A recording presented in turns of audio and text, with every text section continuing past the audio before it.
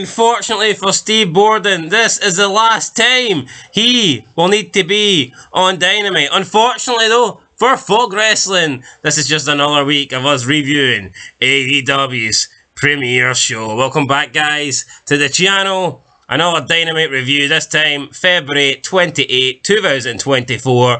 Ric Flair's facial expressions in that thumbnail is kinda summing up how I feel right now. I'm tired, I'm in pain, the last thing I want to do is talk about AEW, but I'm here for the review, and I'm here to do it because I'm a better friend to Sting than Kevin Nash is. Big sexy job, dude. Big lazy, didn't want to turn up.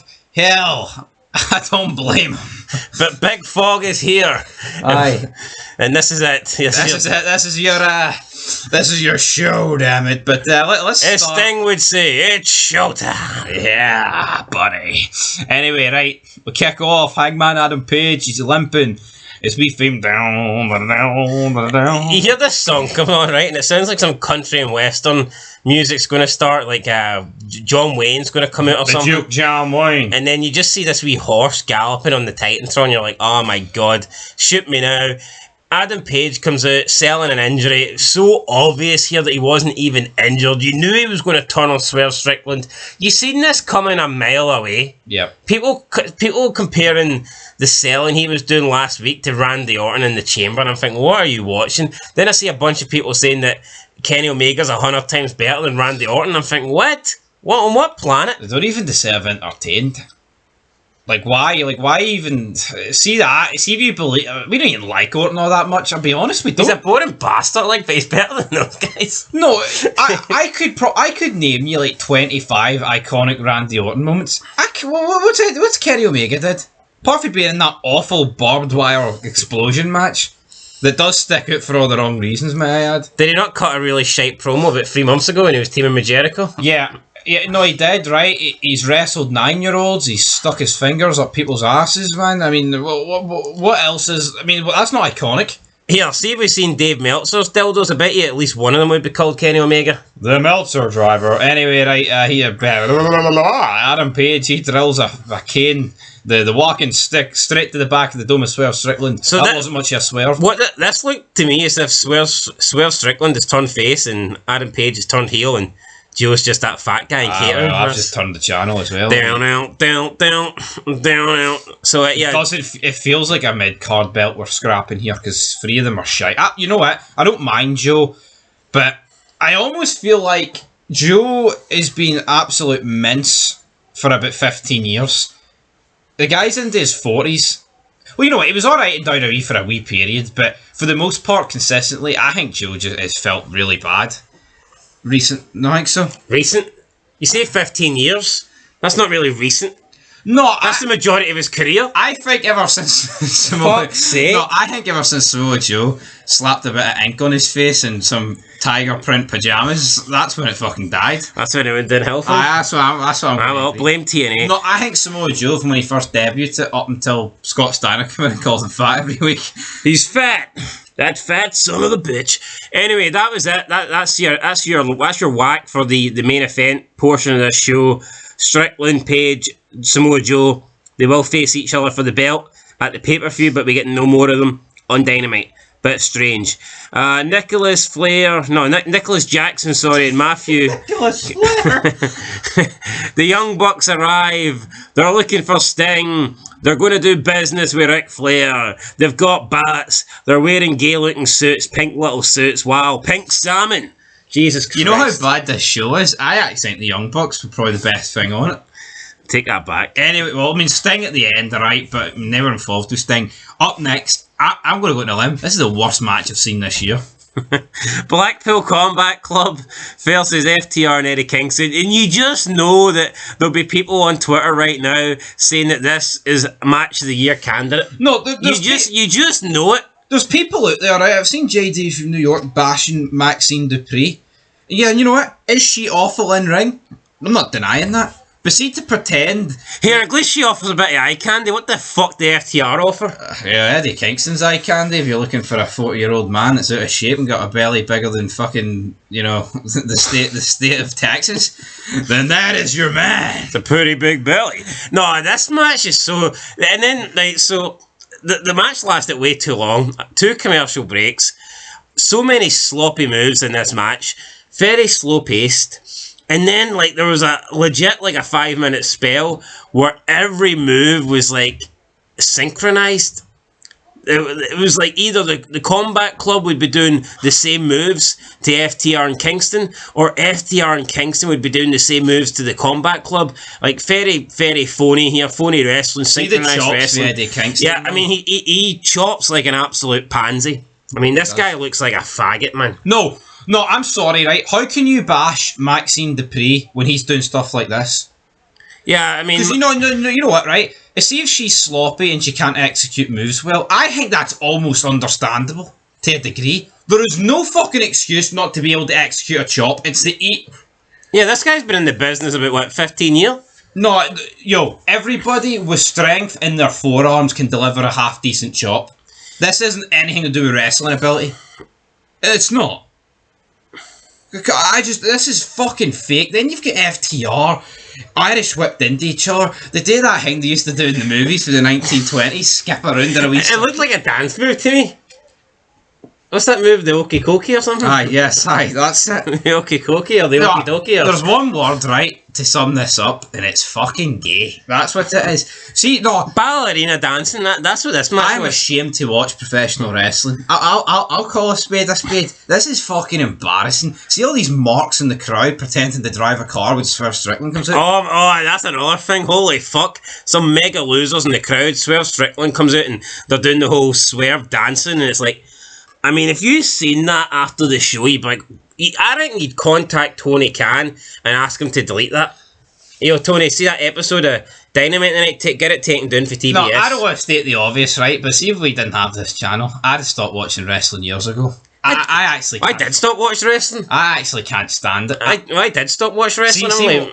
We were pissing ourselves laughing at how bad this match was. And no, like, legit. It was embarrassing. Like, sometimes you get funny matches, right? Like D'Lo Brown against Test back in the day, but at least, it just hits different. I don't know what it is. It's like, it was that bad they actually sent him out to redo it. There's something funny about that. People will actually pretend this was a good match.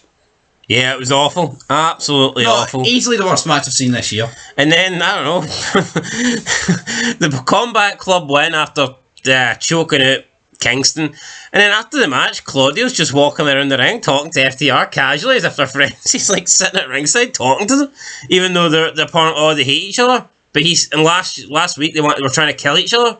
They had to be held apart by like all the security. But this week after the match, Claudio's just casually sitting there talking to both members. Like, what the fuck? No, I don't get, like, Randy Orton gets buried, right? 21 minutes and 53 seconds. No, but Randy Orton gets buried and all that stuff. See if somebody was delivering chops like this to Randy Orton, I think he'd kill them on the spot. I think he would punt kick them in the ring. Probably, aye. No, you always talk about these people, right? Like Eddie Kingston, Kenny Omega. All they do is this fake fucking shit. They either do the move too real, where they injure their opponent, or they do stuff like, there's no in between. I might let someone punt kick me next Wednesday night when Dynamite starts, and hopefully I don't recover until after the end of the show. I hope anyway, so too. 22-minute match, way too long. We got some footage here of CMML. It's going to be Jericho versus Atlantis Jr. tonight. I mean, who cares? What's CML stand for? The Chicago Mexican Lucha League. No, not Chicago, but something... Central? Central Mexican Lucha Libre? I don't know. Who cares? A bunch of spics and masks. That's what it is to me. Yeah, so we got that. Jericho's going to be Lionheart tonight. It's just Jericho with a fest on. It's fat, out of shape, 52-year-old, yeah, just dad bod Jericho in a vest. That's not Lionheart. He looks alright in his interviews, but he's holding his stomach in, isn't he? Aye, he's sucking in wind. Then we got Will Ospreay cutting a promo. Absolutely sucked. All this was awful. Him and Kushida had a wee stare down, they shaked hands and then they pulled each other in the ring. Wow, okay. See him talking about his obligations to New Japan? Who gives a fuck? Yeah, nobody cares about that. See Jericho, see when he debuted in 99, did he turn around and say, here, I've been here 6 months earlier, but I had to fulfill my obligations to WCW? No, we don't care. Yeah, dress code up next. Renee's talking to Eddie Kingston. The Bucks come and they basically say, look at the state of you, you big fat slob. They didn't say that, but I mean, that's pretty much what I got from it. They may as well. And they spoke about how we need dress codes, and Taz said that he used to be in a place that had dress codes and it wasn't fun. So there you go, nice wee dig there at WWE by Taz. And I mean, Taz can say what he wants, but Taz in WWE, I think, went down as a legend. See if you were basing Taz solely off his AEW career, you'd be like, who is this fat fucking bum that once sung along to Jungle Boy's theme song? Oh, here, how's it? I don't understand how dress code's a bad thing. Because you know what? See if Eddie Kingston actually wore like nice suits, the stomach wouldn't look as bad, and if he actually wore half decent attire to the ring. The fact he wears this jobber, yellow and black, like I don't even know what to. It's like a bushwhacker attire, isn't it? It is. I wish somebody recorded that meeting that McMahon was having with the talent, and he told them that he wants them to start dressing like NBA talent. And Jericho turned around and says to him, why don't you start paying us like NBA talent? Great, isn't it? No, that was a great line, but could you imagine? Eddie Kingston, man, fuck NBA. This guy needs to lose some weight. No, it's actually disgusting to look at. Orange Cassidy beat Nick Wayne. Who cares? No, but no, it's mad. See if you think of like the fattest people in WWE, right? Like Big Daddy Fee and Yokozuna. Their body was like consistent. It's like their chest was as wide as their stomach. This guy's like chest is flat, and then it looks like he's pregnant. You know what I mean? Plus, they were big guys that actually used their weight as part of their gimmick. Eddie Kingston doesn't do that. Eddie Kingston wants to be treated as like a serious wrestler, but he's a fat fuck. Doesn't make any sense. No. Nobody treated Big Daddy Fee as a serious wrestler. They treated him as like the Mastodon. And then people hyped him up. Oh, this guy didn't need vignettes when he came out. He just came out and he explained what he was on his Aew Dynamite. He's a fat bum looking like Nacho for Better Call Saul bastard. I hate him. Then we had Renee Young backstage with the Bang Bang Scissor Gang. Who cares? Up next, it was the Uglies versus the good-looking people. Chris Statlander with Will Nightingale versus Sky Blue and Julia Hart with Stokely Hathaway. I don't even know what's he doing in there. Is Julia Hart the world champ? Nah, she's a TBS. I don't think she's wrestling a while though, so I don't know if she's injured. Anyway, Sky Blue won the match, 9 minutes 40. Again, another long match. Especially for the women. In AEW, that's a long match for them. The Young Bucks were looking for Sting. They entered the room. There was bats hanging from the ceiling, but there was no Sting. And they asked, is Sting playing mind games? This is pretty poor, in my opinion. Sting's last Dynamite, and we don't see him until literally 2 minutes before AEW goes off the air. Yeah. Not how I would have done it, but whatever. Up next, main event, we have Chris Jericho versus Atlantis Jr. with Atlantis at ringside. Yep, this match was absolutely pants, as you would expect here from an Atlantis Jericho match. Oh, but don't worry, guys, it's not Flabby Jericho. It's Lion Tamer Jericho. It's Spick Tamer. It's Tame the Dragon. Tame the Lawnmower. Arriba, arriba. Why? No, this match sucks, man. What is it with him? This is a guy, right? Jericho wrestled his dad 30 years ago. Who cares? Atlantis Jr. Atlantis Senior threw the towel in. And this is like an exhibition match. Now, I get it, maybe Rocky Balboa should have threw the towel in Apollo versus Ivan Drago. Yeah, but we didn't get a scene like where Atlantis Jr. told Atlantis Senior not to throw the towel in. This just made no sense to me. You can't win. Surely throwing the towel in should be a big moment that should have a big impact. This guy should have just lost fair and square. Right? Jericho should have locked in the Lion Tamer, tap out. If Jericho can't defeat Atlantis Jr. without a towel being thrown, what's he doing? I'd love to know. Anyway, 12-minute win there for Chris Jericho. The three of them hugged and they all stood tall. We then got Sting's final appearance on Dynamite. So the Bucks came out. There was some Sting fans at ringside. They were looking under the masks to see if Sting was there. Darby Allin was in fact there. Darby Allin jumped the barricade. You notice the way Darby Allin fits in because he's a wee midget. If it was Sting, you'd have realised. He's a big guy. You'd have realised. You realised, buddy. You would have realised straight away that Sting was the man and he was there, but nah, we didn't get that. Darby Allin's there, he gets in the ring, he gets beat up, then Ric Flair comes out walking 100 miles an hour, he gets in the ring, and then he hits an eye poke on the box and a couple of chops, and then he gets hit downstairs in the nuts, and that took Ric Flair out the game. Ric Flair gasping as if he's just been hit with another divorce, and he has to pay another alimony to another ex-wife, but yeah, Ric Flair, that was him done. So I guess this whole Ric Flair turn on Flair isn't going to happen. Doesn't make sense, I guess. A Ric Flair turn on Flair? Sting, I don't know, it's late. Yeah, you know what, right? I actually see Sting coming down. Is it a good moment? Yeah, because it's like a callback to WCW. But that's what it is. It's just a WCW callback. It's just AEW digging up another thing from the past. If they're not mentioning WWE, they're fucking taking something for old So, wrestling. the Bucks went up to the top of the ramp, and I guess they wanted to get the jump on Sting. But while they were at the top of the ramp, Sting came down for the rafters, and then when the Young Bucks turned around, for some reason they were shit feared of going near Sting. Like, what's the difference if he comes out the Titantron, he comes out your arse, or he comes down through the ceiling? I mean, there's no difference. Yes, now it's not like they were standing right up at the top of the ramp beside the curtains where they could actually get a jump. Sting would still see them coming. Or if he came like directly above them, maybe like a guy falling 50 feet swinging a bat is a wee bit worse than just coming from behind. But anyway, guys, Sting batters them. Darby Allin even gets like his moves, and it's like, why can't Sting just batter them 2-on-1? Yeah, Darby Allin, coffin drop, and that was it. Flair at the end, just in the ring, standing there.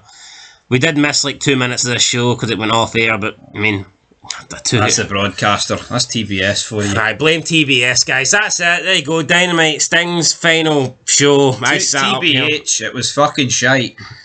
Aye, I don't know if Kevin Nash sat up and watched this. I highly doubt it. No, I don't. I mean, how many glasses of red wine would you have to drink to get through this? I think it's the same gimmick though in Dynamite and Raw as well, and Collision.